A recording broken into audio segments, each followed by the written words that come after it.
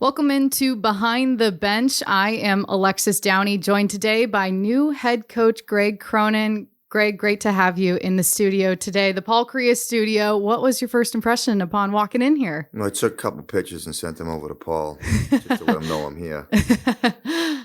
Well, I'm excited to dive into your story because I know that Ducks fans, they don't necessarily know all about you. And going into the season, it's great to give them some insight. But let's start from when you were growing up. Arlington, Massachusetts, right outside Boston. What was that like? Well, it's interesting. I always kind of give people the roots behind that. Like, Boston's a very Irish city. There's a lot of Irish Catholics there. My father's family was all from South Boston, which is it's been Hollywoodized by Good Will Hunting and Mystic River and all those Departed, those movies that were still are popular. And as a kid growing up, I was very aware of that, of the history there and the culture there. And my mother was from Cambridge, and again, both families were working class families. My mother had lost both her parents before she was 28, and I think people that are listening and have gone through experiences like this, when those events happen in life, people's view of the world changes dramatically. So we were always told as kids, about the competitiveness, the competitive nature of life, and to be grateful for things. And when we were in Arlington, again, a lot of the people that were part of that history from South Boston were around us. The Irish are very tribal people, so my cousins and my family's extended family were all in the same neighborhood, and we used really sports was our primary kind of tool to advance. I mean, academics was there, but it really wasn't the primary part of it. I mean, of course, our parents checked on us and made sure that we were going to school and studying. But an event happened in high school. My brother was stabbed, actually, and I think he was in the 10th grade. I was in the 9th grade in a hallway. And it was just a fight that started, and it was going along for a bit, and he got stabbed. And then at that point, my parents were like, okay, well, we're not going to stay here. We're going to get, Greg and Donnie my brother's name's Donnie, into a private school. So we went to a school in Cambridge, not too far from Harvard. And that kind of opened my eyes up. We could still, play sports, but we got involved in a kind of a smaller environment. Like the public schools were much larger, bigger classes. And, we went to a school where there was small classrooms. And make a long story short, that kind of opened up my eyes about how the role academics could play in your life. And I started to prioritize that as much as I did sports. And we played football, hockey, and baseball, and that got me into sports. And the academics was a real blessing in that environment. I learned some things I wouldn't have learned in public school, just because I kind of learned quicker in small environments. And that's got me on the path to where I am today. Was it just you and your brother?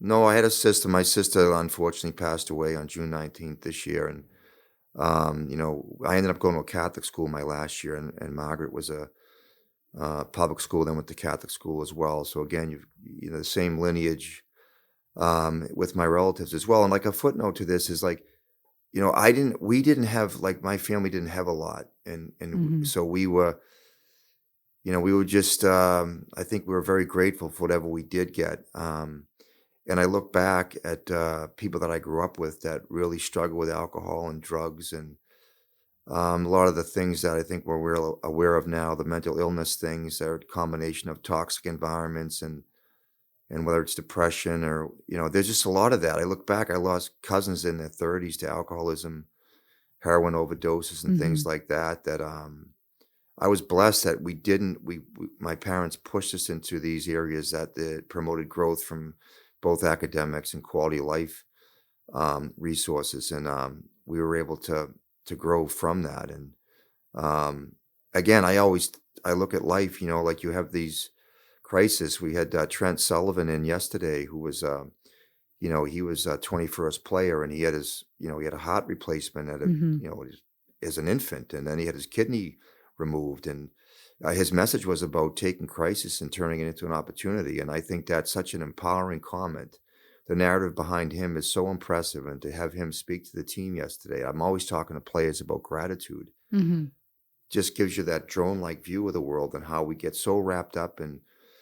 I mean, of course, winning and losing is huge, right? Especially in a sports business, but about just being grateful for what we do have. And I tie my kind of events that happened in my life to what, not as severe as Trent went through with the heart replacement and kidney replacement, but just how you can take those things and turn them.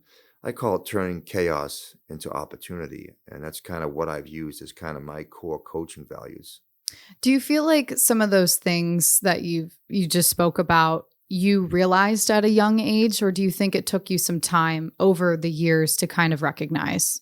Well, that's a great question, Alexis. And I think like when we're young, and I go through this now, we're just kicking the ages of these kids that we Mhm. have. We have 7 guys that are 21 years and under with us right now. And like your view of the world as a youngster is so different than, I mean, I'm 60 years old, right? So, I'm basically a collection of the experiences of my life. I can't slice things out and say that's not me. They're me. Like how I manage them is what makes me express them, right? It's an expression of my experiences.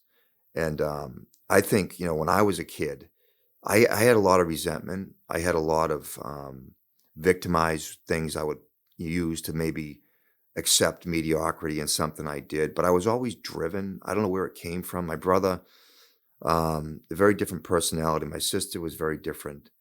But I always had a drive. I didn't know where it was going to lead me. Mhm. I ended up getting an MBA at UMaine. Mhm. Because I couldn't afford to get the MBA without the graduate assistant role. But as a kid, I think I struggled with things and just understanding, backpedal a second. So I would say, if somebody asked me even 20 years ago if there's one thing you could get in life, what it would be, and I would say wisdom, Mm. because that allows you to step back and see things in perspective, right? And so to speak, in God's eyes, like Mhm. why are we getting all rattled about that? And then, there's this thing that I learned in the American League that I would think back when I was a kid, in my 20s about, like people always measured people by their physical maturity. Played contact sports like football and hockey, you could see people that were superior physically in terms of speed and strength and power. But there's also a huge part of that's driven by your mental attitude and your emotional maturity. And this thing that's starting to become, I think, an important part of in my experience, coaching is emotional maturity. Like guys can understand Mhm. things mentally, they can conceptualize things. But what I've discovered is emotionally, some people aren't mature enough to actually take the message and then convert it into action. Mhm. And I have these kind of silly things that I say about you can't think yourself into good action. You have to act yourself into good thinking. And it's kind of a riddle, but it's true. Because Mhm. Yeah, you've got me thinking about it. yes. And so again, so why don't they act on things quickly? Because I can see it and I can act on it as a 60-year-old, but a 20-year-old person emotionally may not be mature enough to understand that. Mhm. And I try to like have a tailor-made program. Like each player's got to be coached. They got to be coached together when you're trying to create structure and strategy. Mhm. But individually, I think they have to have a tailor-made relationship that's going to allow them to grow. So you talked about how sports were such a big part of your life and your family in general. Going back when you were a kid, playing sports with your brother and your sister played sports Yeah. too. Just how did that shape your relationship with them and within your family and just your growth too? Well, we had a pretty black and white family. There was a lot of transparency growing up. Like, and I say this and it's an actual fact. And my cousins would tell you, like, we walked to school back then. There were no buses. We were only a couple miles from Boston, and you knew all your neighbors. Nobody locked their doors. Mhm. And if you acted improperly, it wasn't your parents that were going to get on you. It might be a neighbor that saw something happen on the street and they'd yell out the door, "Hey, Cronin, knock it off." And then you Mhm. knew that if you didn't knock it off, you were going to get whacked, whether it was with a spoon or with a backhand. And that's not BS. That's how it was. And in Yeah. school, the teacher would grab you in public school, by the elbows, or the nun would grab you by the ear in a Catholic school. There was a transparency and an honesty that was visible every day. And I'm not saying it's right or wrong, but think about that. And I joke around, and Mhm.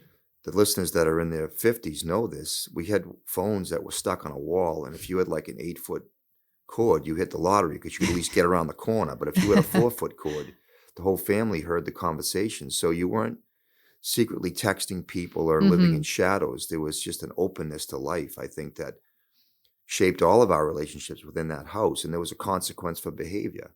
So if you did act out of line and you didn't perform the expectation, then you were going to be reminded. And, my father grew up in a family with 5 guys in South Boston, and there was a hard upbringing.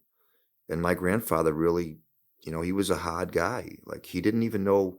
It's a funny story, but my brother and I would go over there, and my parents would go on like a mini vacation, and they'd drop us out at my grandfather's. And I was talking to my cousins at my sister's funeral last summer. And they said the same thing. You'd go in there and he'd be drinking, whiskey and smoking cigarettes nonstop. We'd be on the couch just in a smoke-filled room in a 3-family house. And then he'd yell across the room, black and white TV with 3 channels. Hey, Sonny, go get me another bottle of whiskey. He didn't know our names, so we'd look at him like, which Sonny's Which getting one? the whiskey? But that's where we grew up. And that's not unlike a lot of kids that grew up in that generation. And I think that, like I said earlier, we're a compilation of our experiences, and and I have to express from my experiences, express the messaging that's going to connect with my players. Well, your father played hockey at Northeastern, correct? Yep. And you've had a couple of family members that have played at Northeastern, but did that motivate you to want to play college hockey, or was it just a personal motivation, just knowing that you wanted to go on? Well, again, parents know this too, because they bring their kids to football practice and baseball practice. And why do some kids watch a sport on TV, and they're drawn to hockey? Some kids drawn to baseball. When I grew up, there was only 3 channels, and it was black and white. And TV 38 had the Bruins. And I grew up with Bobby Orr generation with Phil Esposito. My father was a hockey player. I had uncles that played hockey and played baseball. They played sports, right? I mean, you drive by any field in Cambridge or Arlington back then, or South Boston, they were filled with kids playing sports. And I was, basically drawn to hockey because of the Bruins, and my dad played. And this, again, is no lie. Like, you could go down, I don't know if it's the climate change or what, but you go down to any tennis court in Boston or any pond, and they were frozen at Christmas time. And you'd go out and play pickup hockey, just like today kids play pickup basketball. I mean, I don't know if they do that today, but they did a pickup soccer. You see kids playing soccer. So you'd go down there with your stick, and you had metal blades back then. There was none of this super fancy equipment. You had basically boots with blades, and you'd put a wooden stick through the stick blades, and you'd have mittens, and you'd walk down to the local tennis court, and you'd pick up hockey games. And believe it or not, I'm telling you, Alexis, back in the 60s, there weren't a lot of indoor rinks. So you learned to play outdoors, and then they started this MDC, Metropolitan District Commission in Boston. And to respond to the Bruins' success, they started building all these cookie cutter rinks. It looked like somebody took a steel barrel that you'd see in a park, and they cut it in half, and they just plop it on the ground. So they had open ends, and they just put hockey rinks in there. So hockey just exploded in Boston, and I was in that generation. And I enjoyed football. I like football more than hockey, believe it or not. Really? Yeah. I was real small as a kid, so I didn't have a lot of punch to my hitting, but I enjoyed the game. I enjoyed the competitiveness.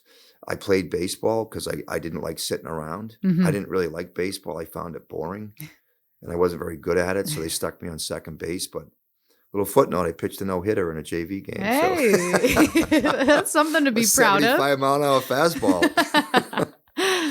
So that's sports is a really integral part of my development as a kid growing up. When did the idea of coaching come into play for you?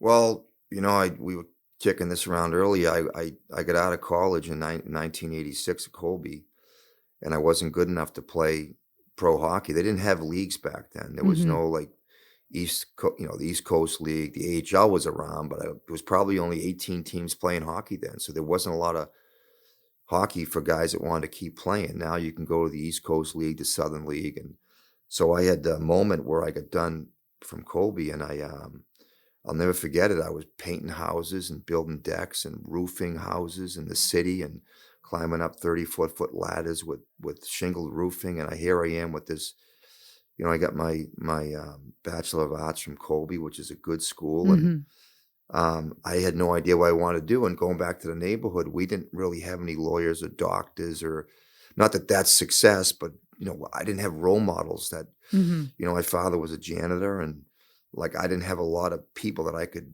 follow their footsteps to another profession. The networking wasn't there in my neighborhood. So I just was a guy that had a degree, didn't know what to do with it. And and I ended up going to the head of the Child's Regatta that some of the listeners might have been to. You probably don't remember it if you were there because it was a drunk fest. People would drink all the time and watch all these crew races that I actually watched in high school. My high school team had one. And Mm. we'd run around the Charles River for football. And I'd watch these guys thinking, what are these guys doing? It's such an easy sport. Little do I know how hard it is. Mm-hmm. But I heard a guy talking about New Zealand. And I thought, well, maybe that's my escape route out of here, just to see what's out there in the world. Because I never really went anywhere Mm-hmm. outside of a hockey trip, right? And I remember that, like, within 48 hours, I bought a ticket. And I had to go through, went Boston, LA, Hawaii, Tahiti, New Zealand, Australia. And then it was like you had to go west and then east. You couldn't back track. You had to continue that direction until you hit Sydney. So I did that. I was gone for like 8 months, and I went by myself, which was crazy. Back then, no cell Yeah. phones, no ATMs. Mm-hmm. I went with American Express traveler's checks. I had like, I think 8 of them, 100. Wow. That's $800 I had. That's it. And no internet. So once I left, I never forget, my mother and father and my brother and sister were like, what the heck I are was you going to doing? say, what did they think about that? Thought it was bizarre, like nobody, Yeah. guys would go over to Europe and they do these bike trips, and because I heard that from college guys, and they'd go with groups and stuff. But everybody worked where I was. My friends were working, Mm-hmm. they were either painting how they didn't have the money or whatever. I didn't have the money either. I just figured I'd work wherever I got. I'd just try and learn how to survive. And Mm-hmm. you know, Didn't have a plan no, necessarily? no. No. A crazy story. I was painting a house in Hamilton, which is a really nice area. And General Patton's that's where he lived, and I was up there painting the house. We're putting gutters in, and there was a lady that lived there. They were really nice people. She heard me talking about New Zealand because I was working before I went, and she had said that she had her husband who went to Harvard. He had a friend of his that went to Harvard with him. That's from New Zealand. Their family was sheep farmers. Oh. So I literally got like a, like when you have those match, and you still have them there, the matches that you smoke cigarettes on, right? Mm-hmm. You take the thing and you rip it off, and she wrote the number on it.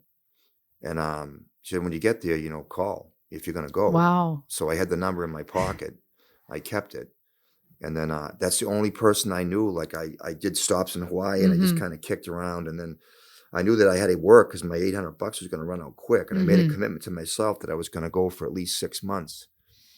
And I was going to fight through the pain, because it's hard. You're isolated. You don't know anybody. You talk about vulnerability and introspection, right?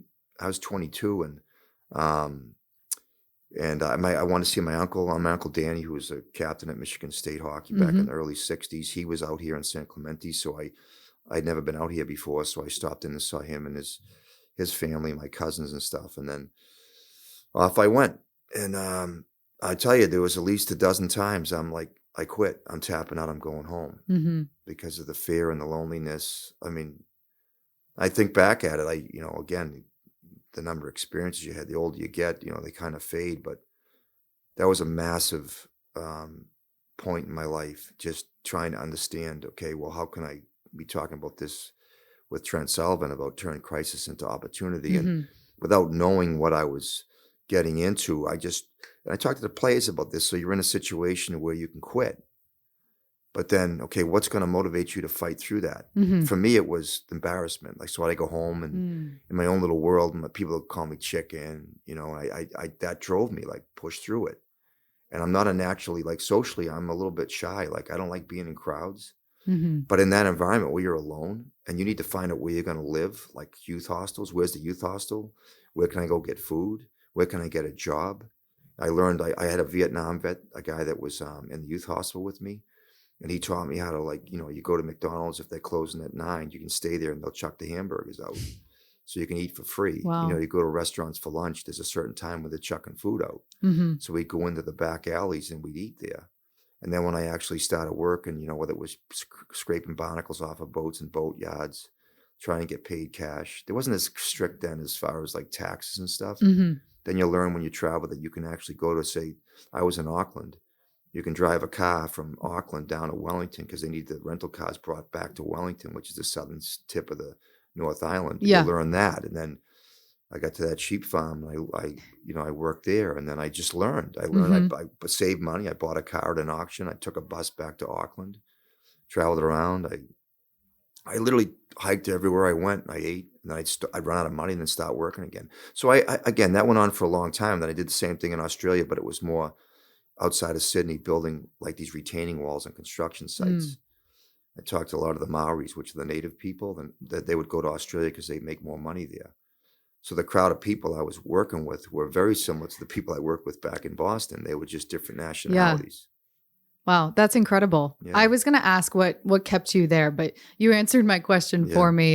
Do you think that that sparked an interest in traveling at all for you after that? It created a confidence that I could get through just about anything. And like, if you go into a deep dive into that, I know people that are listening or people that have gone through this, and it's a you feel it physically when you're lonely and you're vulnerable and you're at that intersection between tap and out. Like, you feel it, like it just suffocates your insides. And this is crazy stuff. And I share some of the stuff with the players, like, and it's like part of development. It's a big part of development is that DNA piece, like I have good friends that are Special Forces guys and Navy SEALs guys, and I love talking to them about this because they're at the heat of that. When you go to war, anything we do is, come on. I mean, we're not getting shot at. We're not going to get killed in these events that we're trying to push our way through. And, a lot of those guys will talk about the DNA is a big part of it. You've got to have that in you to be able to persevere through it. And I'm not judging anybody else, but the environment itself can help promote that growth. And, when I went through all that, I could just remember feeling like almost sick to my stomach. Like, what am I going to do? Like, I'm running out of money. Like, how am I going to get from, say, I was in this place called Ekatahuna, which was in the middle of nowhere.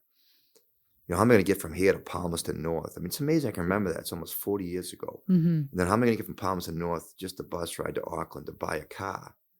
Like, all these things were just like these events that you just keep pushing through. It's what I said earlier. You can't think yourself into good action. You have to act yourself into good thinking. So the more I acted, the more the thoughts followed the action, and they became natural. So the next event that could have been could have been a dead end road, I was able to just push myself through it because my experiences gave me the confidence that I could get through these things. And it's not very unlike coaching when players hit these roadblocks, these speed bumps, and they're searching for confidence. I don't care if they're first rounders or they're 5-year vets. I might be telling them something that's unlocking a door that they haven't gone through before because they haven't been aware of it. Like Bill Belichick used to say, you can't coach what you don't know. Right. So if you don't share this with the player, because it's a symbiotic relationship, they're the recipients of what you're teaching them. So if you're teaching them things that unlock these doors that, to me, are like these in my journey through New Zealand, Australia, and all that stuff, these are roadblocks that are going to not allow me to grow as a person and to be a better traveler and be more resourceful, be more self-efficient. So again, speaking that language to a player that's 40 years younger than me is a challenge. But I think when you gain their trust and you share your vulnerabilities, which for a lot of them is uncomfortable because you see your parents as invincible, right?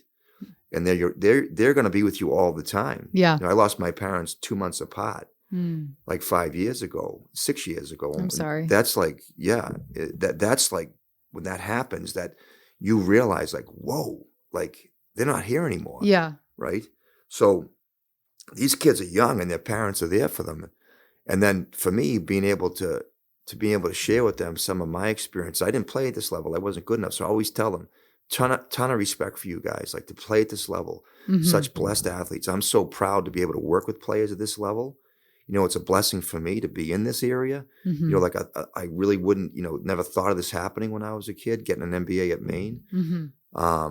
But being able to share my experience with them in a hope that it creates an authentic relationship. Like, I don't have a hidden agenda. I'm a very transparent person. I'm very honest.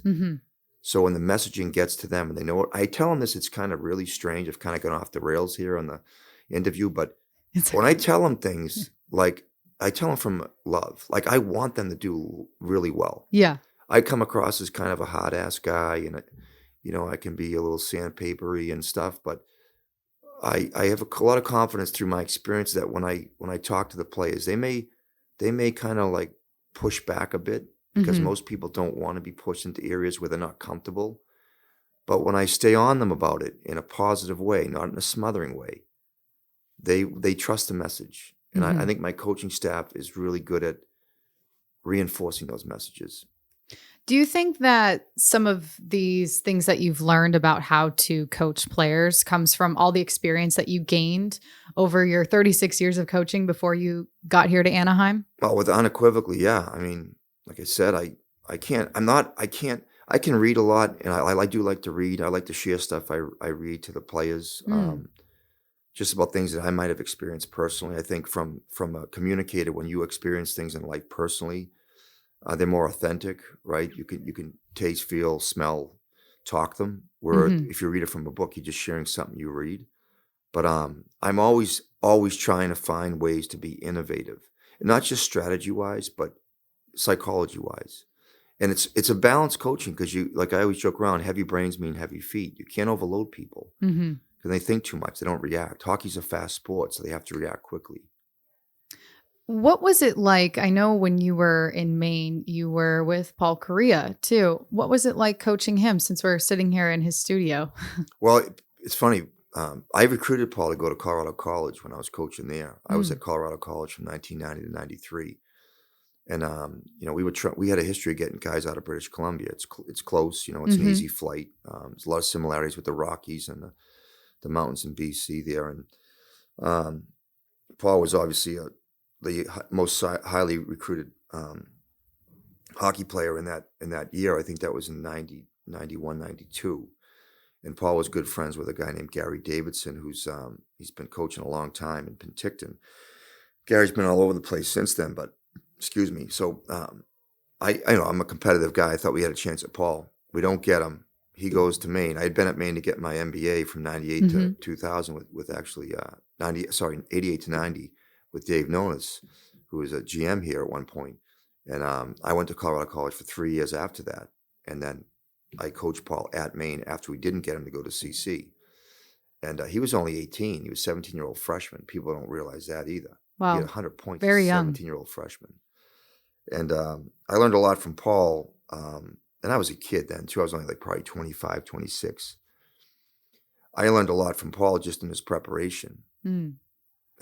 how he was so driven. And we had a guy that Paul speaks fondly about, and Jimmy Montgomery does as well. It's Grant Stanbrook, who's Grant's probably 84 now. Brett Kurtz and I were talking about Grant. Brett played for him at Wisconsin. Mm. And he's just the guy's, when you think about Socrates, I'm not kidding you, Aristotle, he's like that person in sports. Like he was so far ahead of his game. And Paul, I would say without speaking for Paul, Grant was one of the primary reasons why he went to Maine because he knew that Grant was such an innovator. He was going to get Paul to the next level. Sean Walsh was the head coach, tragically passed away in 2001 at like 43. Hmm. Sean would have broken every record in hockey as a coach if he didn't pass away. Again, another guy ahead of his time. Those two guys were the ones that got me into coaching because we Mm. kind of got away from that question you asked me. And that's my relationship with those two gentlemen at Maine is what launched me into coaching. How was your parents' support through your coaching journey? Um, they're very supportive. I mean, again, we had a humble family, humble background. Hmm. I always wonder what they would have thought because when I'm not um, inflating this, like when there were other people, my cousins were battling addiction and drugs Hmm. and alcohol and in some cases death. The guys were getting killed. I always wondered, like I never asked them, but I always wondered if they were more concerned about us staying out of that Hmm. toxicity and supporting just anything other than that. Or would they have said, okay, I wish he had gone into being a doctor or a lawyer? Just those professions that symbolically represent Hmm. success in our societies, right? But they were always, I think they applauded the fact that I was going to get an MBA. Nobody in my family, I don't think, ever had a master's degree. And I know what I was going to do with it. And I went in there with the focus to get an MBA and then go into business, Hmm. but I got caught up in Sean and Grant's culture and environment, and I got the coaching bug. With the business side of it, I know you were a part of co-founding the U.S. National Development Program. How did that idea come about that, you wanted to help develop these young players? And I think that leads really well into the coach you are today too. Yeah, well, that could be an entirely different podcast, right? 'Cause that was a We can crazy get to time. that another time, but you can Yeah. touch on it for a little Yeah, bit. so I was coaching at Maine. Sean Walsh had been suspended. Paul's teams won a national championship. They went 42-1-2. Hmm. Footnote to the one loss: it was in overtime to Mm. BU, and there was no additional points, right? So that would have been a non-blemish in today's Yeah. hockey, right? So it's insane. I mean, they Uh-huh. didn't lose a game in regulation, Wow. 45 games. Okay, so you can say they had a great team. Well, they had great coaching too. Hmm. So I was not part of that team. I was with the team that when Paul was there for half a year, then he went to the Olympics that year. Okay. He was playing against Forsberg in that shootout drama. So, anyways, we kept winning at Maine even without the great teams. We kept winning, and I think 2 years later we had like 12 or 13 freshmen and sophomore. We went to the finals and lost to BU. So I was at Maine during that time after Paul left, and then Sean Walsh had got suspended for rules violations. That wouldn't be rules violations today in the NCAA world, but they were back then. So I took over as the head coach, and I was there for a year. And then Sean came back, so the school supported him. We had to take some pain because they took away scholarships and postseason play. But Sean came back, and when Sean was coming back, Jeff Jackson, who was the head coach at Lake Superior State at the time, had been hired by USA Hockey to start the U.S. National Training Program in Ann Arbor, Michigan. Okay, so a lot of people don't know the story behind this. They say, well, why was it in Ann Arbor, Michigan? Yeah. Well, because Ann Arbor's got a great school system. Jeff's a very smart guy, a very well-prepared person, another Michigan State guy. And, he had it all planned out. And Bob Mancini had come in from Michigan Tech, and Bob was really an up-and-coming coach back then. And and I was a rising coach. I was in my early 30s, and I had a history of being good in player development back then. So I came in and do the player development and coached the older team, which was the 1980 birth dates, which was like the Adam Halls and I think DiPietro, Ron Hazy, John Michael Lyles. A lot of those guys went on to have long careers, and then Bob had the younger groups with the 81 groups with the Andy Hilberts, Freddie Myers, that crew. And it's funny, I saw Ryan Miller, and Ryan Miller was in 1980, and we didn't pick him. And he's still pissed off. I was going to say, did he say something? Yeah, another Michigan State guy. Yeah, right? all these connections. Yeah, so anyways, we started it on an idea. And when I tell you how crazy this is, we were staying at Jeff's house with no furniture. He had rented a house, and I had just left Maine to go there. And that was literally napkined out. So the general idea was communicated to USA Hockey, and it was a constant battle for funds because you need money in any business. It was like a venture capital group, starting a new company. And there was so many moving parts, right? Never been done before. So now when you call a kid and you say U.S. National Program and you were there to see it, they're jumping to go to it. Right. The credibility is everywhere today, right? Back then it was such a mystery to people. So you can imagine me, going to Boston to a Catholic school where they had Catholic school hockey was good back then. And we're trying to take their superstar. And that coach, I remember a guy named Freddie, not Freddie Ahern, but it was an Irish last name. He was a kid from Archbishop Williams. And he knew my father. And he's like, no, don't even bother. Don't even ask me. Like, well, come on, Fred. The kid needs a chance. And then that's what we got. We got resistance. Minnesota high school coaches did not want to lose their players. So we had to fight through that. And, the school system, there was Huron and Pioneer. And then so the kids had to go there. The Billet families all knew. That was an unbelievable experience. And we were able to drill into development. The other footnote, people don't realize that my team played in the OHL.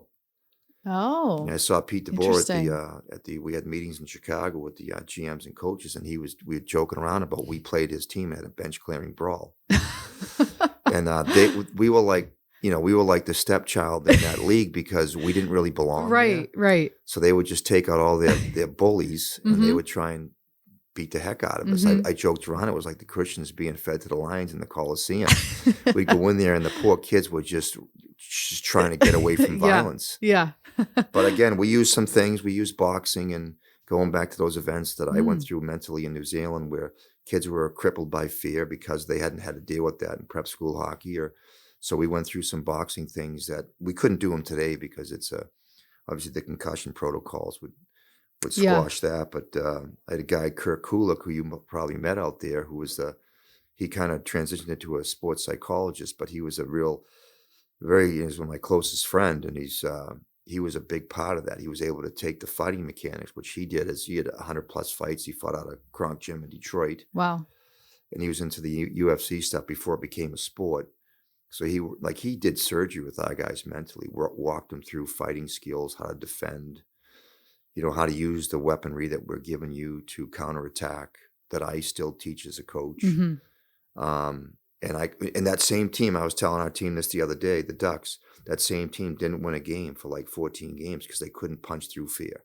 Mm. They didn't know how to. Then we took a break from the OHL, so we were able to get them. We literally fought in boxing rings, taught them how to spar, how to counter. Literally, guys That's were getting amazing. bloody noses and Wow. bloody eyes, and parents back then, some of them would call, "What the Yeah. heck you guys doing?" Yeah. But we explained them, the method behind the madness. And Hmm. then we got like a month and a half break. We went back into the league. We played USHL games, went back into the OHL Hmm. mid-January, didn't lose a game the next 14. So those same kids that were 17-year-old scaredy cats went into being 17-and-a-half-year-old men, Wow. and they battled through it. Does it make you proud knowing where the program is today? Yeah, we got a bunch of guys, the Troy Terrys, and Mhm. there's a bunch of our guys who played there, and Jonesy, and I tell those guys, you have no idea It's changed a lot. what we did, and the battles we had to fight externally through the OHL and then Mhm. internally with budgets and the question marks, is it going to work? And because, USA Hockey is a real tricky organization. The Mhm. grassroots people are passionate about what they're doing, and there's this, they're battling for funds and they're battling for their players. So it's a very unique challenge. And I think now they all embrace it because it's translated into not only, success for the players, but also revenue for the USA Hockey through the success of these guys in the NHL. Well, before you got to Anaheim, you were with the Colorado Eagles for 5 seasons. With that experience there, I mean, were you ever thinking ahead to, hopefully that NHL head coaching job is coming? I know that you also were a part of the interview process for the Bruins, but did you think about that while you were there when you were having that success, just getting, at this point in your career? Yeah, of course I did. Mhm. It's funny. I tell the story, and it's probably made its rounds around media. Like I got fired from the Islanders in 2018, and Guy Snow, who I actually coached at Maine, coached at the Islanders, had been the GM. Hockey's like anything; it's a network business. So I had a Right. close relationship with him. Jack Capuano, who's a great coach, was the head coach, and then the new ownership changed. Charles Wong, who I thought was a really unique person, a really, really kind guy. He passed away a few years ago, but Charles owned the organization since I think like 2001, maybe. And he was kind of transitioning out from ownership, and the Selden and family came in to buy the organization, and they had a very different view of how they were going to manage it. And it went through a rough year. So Cappy got let go. We went on a run at the end there with Doug Waite, and Dougie was assistant GM coaching at the time. The next year was just a tough year. It was just, I'm not going to get into that, but it Mhm. just went sideways, just kind of what happened here last year. But we had an older team back then. I mean, Stromey was in that group, but he had been Mhm. traded. So he got traded for Everly, who's in Seattle now. And but that team was good, but we just lost direction, and we failed as coaches. And you know what's coming. So Lou Mhm. Lamoriello fired me. And I remember I was surfing down in Montauk, and he called me, and I was kind of in limbo waiting for my fate. It's not a good feeling. And any coaches, every coach knows this feeling, being in limbo. Am I going to get fired? Am I going to stay on? Am I going to have opportunity to interview with the next group? Whatever. So I was like the Christmas Story, Ralphie in the Christmas Story that wanted this BB gun. I waited, and then I got into the office with Lou, and I don't even think he knew who I was, for God's sake. He just came in. He took over for Snowy like a month before I was in his Yeah. office, and we had some common denominator friends and paths and stuff. But he told me that he was going to let me go, and then I said, "Okay, what do you know about me?" I wanted to find out if he knew anything about me. I wanted to Mm. know why he was firing me. I wanted to know what if he knew my body of work, what that was going to translate to, and he walked me off the plank, so to speak. Mm-hmm. He didn't. Wow. It's humbling, very humbling. Yeah. At the time, I was 45. I'm talking about 55, sorry. And I thought I was a real good coach. I'd done a lot of things. You check off these boxes. You talk about, having this job opportunity. And did I think about it when I was in Colorado? Well, I thought about it all the time. Mm-hmm. You start questioning, why do some people get jobs and I don't? It's obviously subjective. I'm looking at myself. I'm a confident person. I think I've paid my dues, so to speak, and I literally have. If you just look at the boxes that I've checked, from the U.S. program to college, big building Northeastern, from 3 wins to 25 wins, all these things that I'm proud of, that I put staffs together that can invested in that growth. So then Lou tells me to go back to the American League. And I said, Lou, I was in the American League in 2003.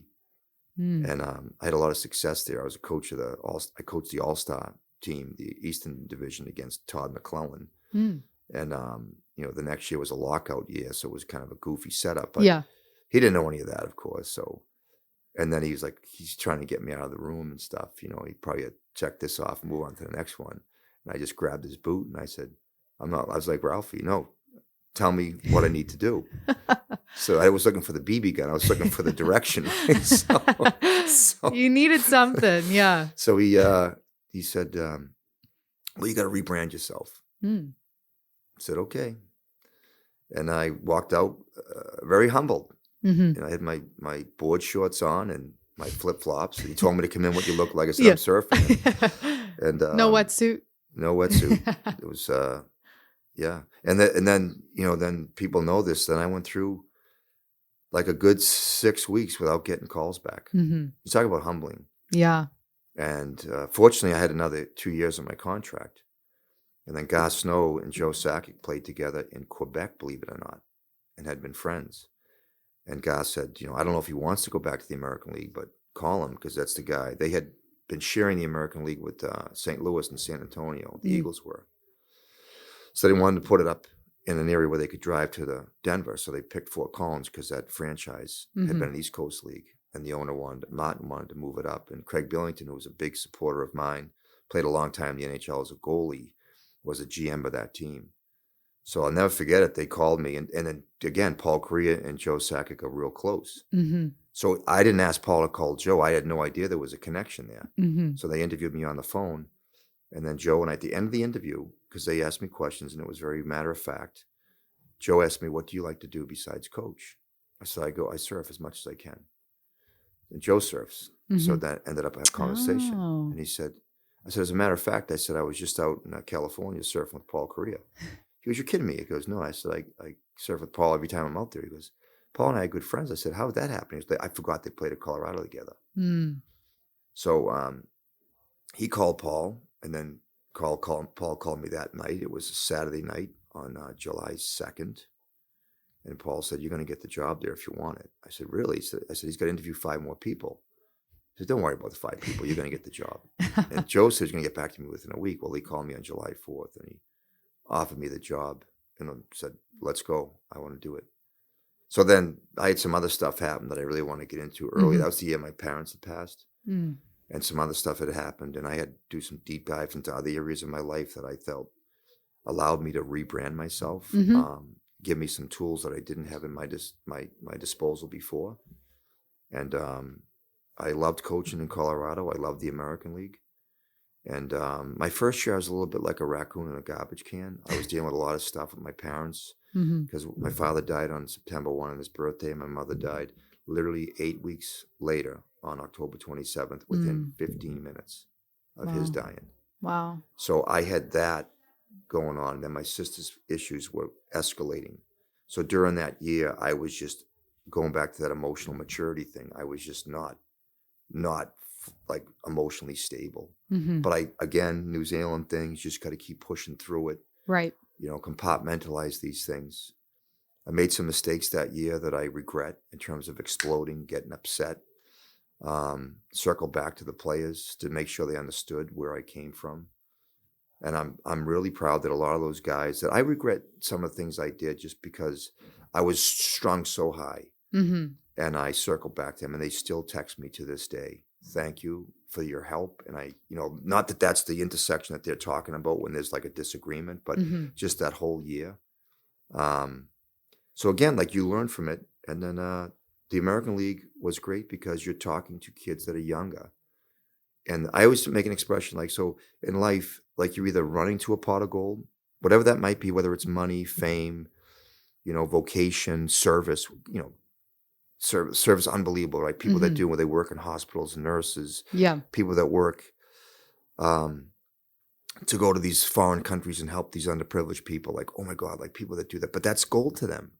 Like when you see people do that and you see the joy in their love to do that, like really that's like love, like that pot of gold symbolically is love. But then you got other people that are being chased by a lion, which is fear.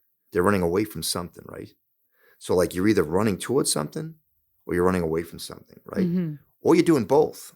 So kind of coaching is to create an environment where they're doing both. Not running away from something because they're going to get bit, because they're running away from laziness or selfishness or a lack of discipline or complacency, right? So, that whole dynamic, like I strung that together in the American League because they're running to the NHL. That's their pot of gold. And they're running away from the East Coast League. Right? The AHL for them is like where they want to be because the NHL is right so there. Close. It's right there. And so when you're a coach, you got to understand that dynamic. And you got to kind of toggle it like, okay, this is where we've got to go here. But it doesn't mean anything unless you give them like clear direction. So the direction going towards what they love, which is the NHL, has got to be clear. And the direction to stay away from the trappings of laziness, complacency, selfishness has got to be clear. That's where the accountability comes in. Well, I know that the last time you were at Acrisure Arena was with the Colorado Eagles. And at the time, too, I believe it was also when you were interviewing for this position with the Ducks. Being back there, for a preseason game, what was that a full circle moment for you, just in thinking about it? It's so funny you bring that up because it was there and then we were in Tucson, right? So I spent a lot of, days and nights in Tucson in that arena. But it's interesting you brought that up, and I didn't really. My thought was like, wow, like we had the series there. Okay, we were up 2-1, and coaches remember like I've coached thousands of games, probably over 2,500 games I've coached, right? But there's certain games that stand out, right? So like that game. So I talked to Pat after game 3, which we won in overtime, 1-0. That was a great series. Yeah. And then, so we had a Monday and a Tuesday off, I believe. And that might have been a Wednesday too, because there was a concert there. I met Pat on a Monday. We talked forever. And then I got ready for Wednesday.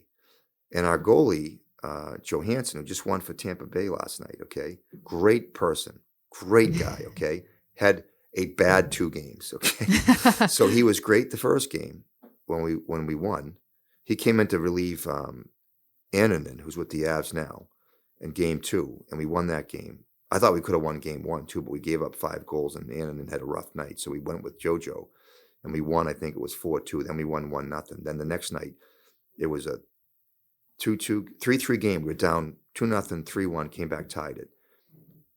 We have a power play with 2.5 minutes to go, and the 2 guys that we get from the Avs, Hunt and Myers, are with us to join us for that game. So it changes the dynamic in the power play. We end up giving up a shorthanded goal to Alexander True and lose that game. When coaches know this, like I'm sure Blyesma felt this on the bench, they were just hanging on. I talked to Troy Bodie, who's the president there. They were hanging on for dear life, and we blew the game. Then we lost game 5. So that's what was going through my head. The full circle moment, really not much. I really wasn't thinking about it. I was just thinking about that and then getting our team ready for that game. Have you thought at all about what opening night this year behind the Ducks bench is going to mean to you? No, I really don't think about that stuff. I'm not just saying hyperbole here. I don't. Okay. I live where I'm at. Yeah. I focus on what I need to do today. I move on to the next thing. I heard people talking about, like watching games. I was in my office today with the staff about, Vegas and, that's an intimidating environment. It's Stanley Cup winning team. I don't think about it. I think about what do I need to do to get our team prepared to give ourselves the best chance to win. And that means what I'm doing right now. Like as an expression I like to, kind of reboot myself, my thoughts to is where are you right now? like be where your feet are. And then you can certainly plan for that event, but emotionally and mentally, like, I don't know what's going to happen. Right. Right. So I just got to, it's like the focus on the process. And I think that's kind of how I've, like you asked about, like, did I think I was going to give up on being a head coach in the NHL? Mm-hmm. I kind of did. After I lost the Bruins job, or not lost, I didn't get the job. Mm-hmm.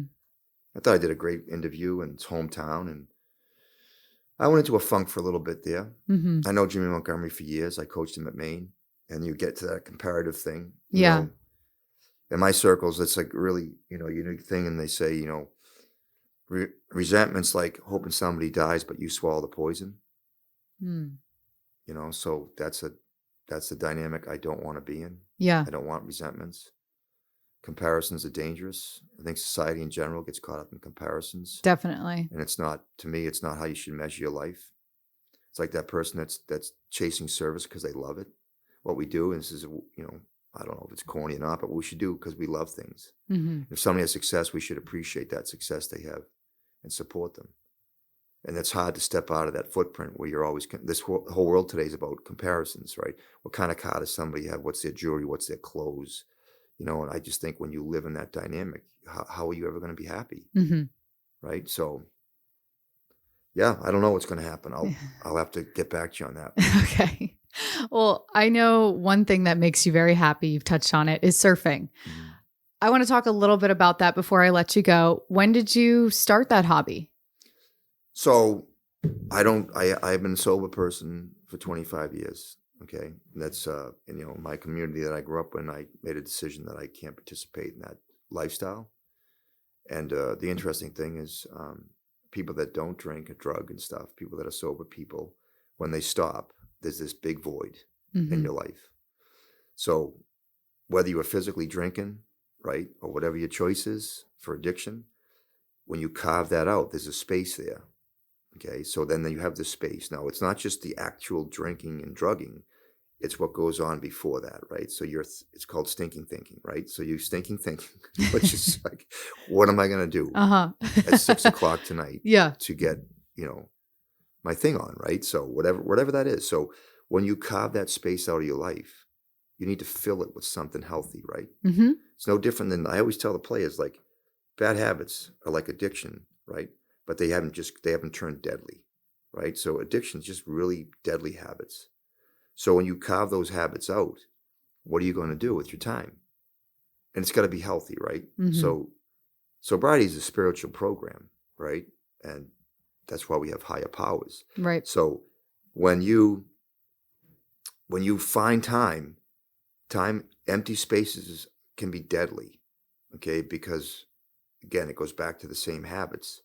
If you spend 60% of your time thinking about drinking or drugging and you end up in this space, well, that 60% is still there. So there's this thing, you arrest it, so you stop it. This is what sobriety is about in AA and stuff. You stop it, which is by you stop drinking. You either go to treatment facilities or you go to meetings. Mm-hmm. And then you build a program into it. And the program has paths you follow, which is a 12-step program in big books. Then it has these ancillary things that, to me, in my world, were very critical. So in addition to doing that, what are you doing to build faith, energy, positive energy, spirituality, service to other people? That's why you have sponsorship, right? Mm-hmm. So when you do these things repeatedly, you become them. It's another one of those riddles, like you are what you repeatedly do. So I would find spaces where I'm like, what am I going to do? Mm-hmm. I'd start running the beaches in Long Island. So my community there started in Michigan with my sponsor, who's a great person. That was the U.S. program, and then went to New York with me. Okay, and I would run the beaches, and I was like Forrest Gump. I just keep running. I don't even like running, but I kept running because I know if I didn't do something, there's this thing, it's a very, very common thing. Move a muscle, change a thought. Mm-hmm. Move a muscle, change a thought. That's going back to AA back in the 1930s. Okay, you get up and do something different, your brain chemistry changes like that. Okay, so I just knew that. I just knew these things. Pick up the phone, not a drink. I would do them. These signs, I just keep doing them. Yeah. Keep doing them. So then I thought, I'd run the beach along. I see these guys surfing. There's no waves in Boston growing up. You go to Revere Beach, it's just seaweed and trash, right? Yeah. So I watched these kids surf, and I'm like, wow, that looks really cool. Mm-hmm. So when I was, at the time, I think I was like 34 or something. 35. So then I was like, I got to learn how to do this. Mm-hmm. And I saw the joy that people had surfing, and I talked to the surfers. And, I'm the assistant coach with the Islanders, and they're like, what's this guy all about? Like, so I asked them questions. I went down to the surf shop, bought a Hobie Slug. You guys in the West Coast probably don't know that, but that's a Long Island board. I It's was a thinking, big, I was like, thick what is board. that? I actually have one now. I have a stand-up now. It's a Hobie Mm. board. And so I just got into it. And like I said earlier, like I get into things and I'm determined to be really good at it.